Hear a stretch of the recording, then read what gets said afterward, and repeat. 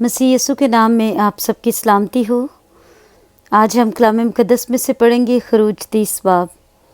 और तू बखूर जलाने के लिए कीकर की लकड़ी की एक कुर्बानगाह बनाना, उसकी लंबाई 1 हाथ और चौड़ाई 1 हाथ हो, वो चौखुंटी रहे और उसकी ऊंचाई 2 हाथ हो, और उसके सींग उसी टुकड़े से बनाए जाएं। और तू उसकी ऊपर की सतह और चारों पहलुओं को जो उसके गिरदा गिर्द हैं और उसके सींगों को खालिस सोने से मंडना, और उसके लिए गिरदा गिर्द एक ज़रीन ताज बनाना। और तू उस ताज के नीचे उसके दोनों पहलुओं में सोने के 2 कड़े उसकी दोनों तरफ बनाना। वो उसके उठाने की चोबों के लिए खानों का काम देंगे। और चोबें कीकर की लकड़ी की बनाकर उनको सोने से मंडना। और तू उसको उस पर्दा के आगे रखना जो शहादत के संदूक के सामने है। वो सरपोश के सामने रहे जो शहादत के संदूक के ऊपर है, जहाँ मैं तुझसे मिला करूँगा। इसी पर हारून खुशबूदार बखूर जलाया करे। हर सुबह चिरागों को ठीक करते वक्त बखूर जलाए, और ज़वाल व गरूब के दरमियान भी जब हारून चिरागों को रोशन करे तब बखूर जलाए। ये बखूर खुदावंद के हजूर तुम्हारी पुश्त दर पुश्त हमेशा जलाया जाए।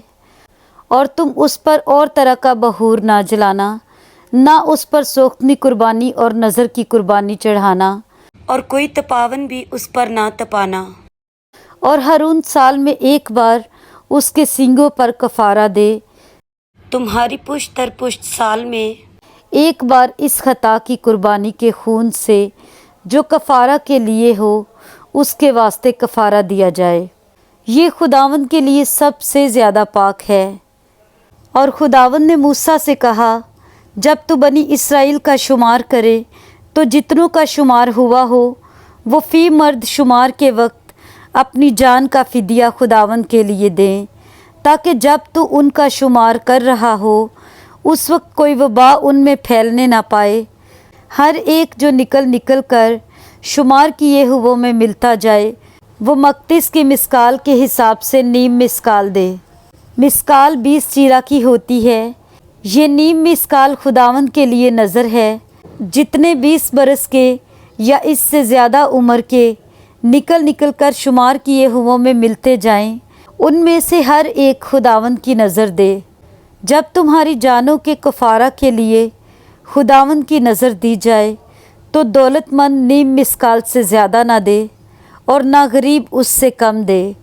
और तू बनी इसराइल से कफ़ारा की नकदी लेकर उसे खैमा इज्तिमा के काम में लगाना, ताकि वो बनी इसराइल की तरफ से तुम्हारी जानों के कफ़ारा के लिए खुदावंद के हजूर यादगार हो। फिर खुदावंद ने मूसा से कहा, तू धोने के लिए पीतल का एक हौज़ और पीतल ही की उसकी कुर्सी बनाना, और उसे खैमा इज्तिमा और कुर्बानगाह के बीच में रखकर उसमें पानी भर देना। और हारून और उसके बेटे अपने हाथ पाँव उससे धोया करें। खैमा इज्तिमा में दाखिल होते वक्त पानी से धो लिया करें, ताकि हलाक ना हो।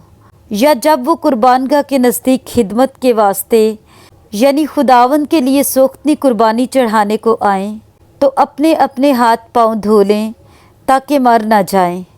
ये उसके और उसकी औलाद के लिए नस्ल दर नस्ल दायमी रस्म हो। और खुदावंद ने मूसा से कहा कि तू मकदिस की मिस्काल के हिसाब से ख़ास ख़ास खुशबूदार मिसाला लेना, यानी अपने आप निकला हुआ मुर 500 मिस्काल, और उसका आधा यानी 250 मिस्काल दार चीनी, और खुशबूदार अगर 250 मिस्काल, और तज 500 मिस्काल, और जैतून का तेल 1 हीन। और तू उनसे मसा करने का पाक तेल बनाना, यानी उनको गुंदी की हिकमत के मुताबिक मिलाकर एक खुशबूदार रोगन तैयार करना। यही मसा करने का पाक तेल होगा। इसी से तू खैमा इज्तिमा को और शहादत के संदूक को और मेज़ को और उसके ज़रूफ समेत, और शमादान को उसके ज़रूफ समेत, और बखूर जलाने की कुर्बानगाह को और सोख्तनी कुर्बानी चढ़ाने के मसबा को उसके सब ज़रूफ समेत, اور حوض کو اور اس کی کرسی کو مسح کرنا، اور تو ان کو مقدس کرنا تاکہ وہ نہایت پاک ہو جائیں۔ جو کچھ ان سے چھو جائے گا وہ پاک ٹھہرے گا۔ اور تو ہارون اور اس کے بیٹوں کو مسح کرنا اور ان کو مقدس کرنا تاکہ وہ میرے لیے کاہن کی خدمت کو انجام دیں۔ اور تو بنی اسرائیل سے کہہ دینا کہ یہ تیل میرے لیے تمہاری پشت در پشت مسح کرنے کا پاک تیل ہوگا۔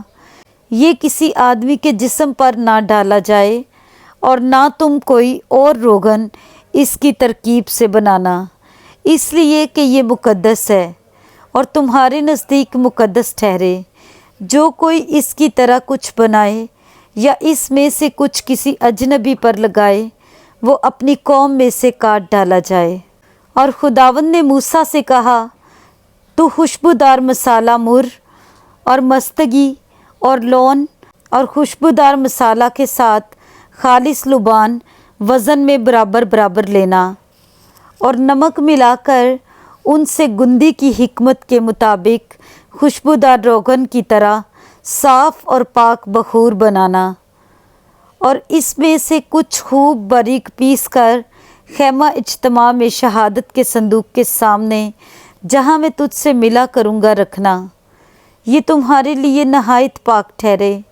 اور جو بخور تو بنائے اس کی ترکیب کے مطابق تم اپنے لیے کچھ نہ بنانا، وہ بخور تیرے نزدیک خداوند کے لیے پاک ہو۔